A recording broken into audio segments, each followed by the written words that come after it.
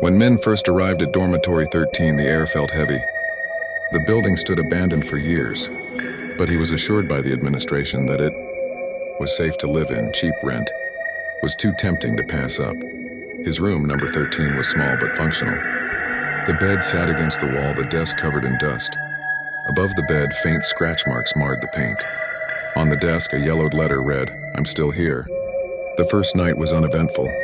By the second, things changed. As Min lay in bed, he heard faint footsteps outside his door. Peeking out, he found the hall empty, but the flickering light revealed something unsettling, a shadow standing still at the far end of the corridor. It didn't move, and neither did Min until the light went out completely. Later that night, he ventured to the restroom. The mirror, fogged from unseen condensation, bore a message scrawled in reverse. "Leave while you can." Min rubbed at the words, but they only smeared, refusing to fade. His unease grew, but he pushed it aside.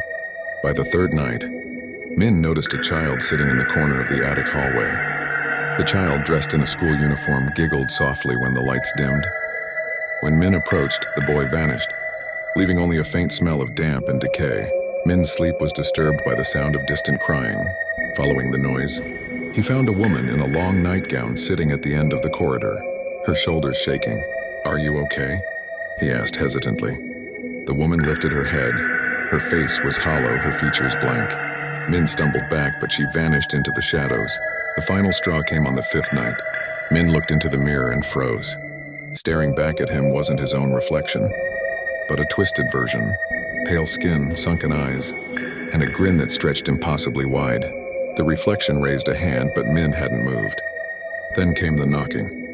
3 slow taps at his door. He opened it to find an elderly man in a worn suit. "Is anyone here?" the man asked, his voice hoarse and distant. Min tried to answer, but his throat closed up as the man stepped through him, vanishing into the air. At precisely 13:13, Min's phone buzzed with a notification. "Room 13, vacancy available." No one ever saw Min leave Dormitory 13. His room remains locked, but on quiet nights, the faint sound of laughter and scratching can still be heard.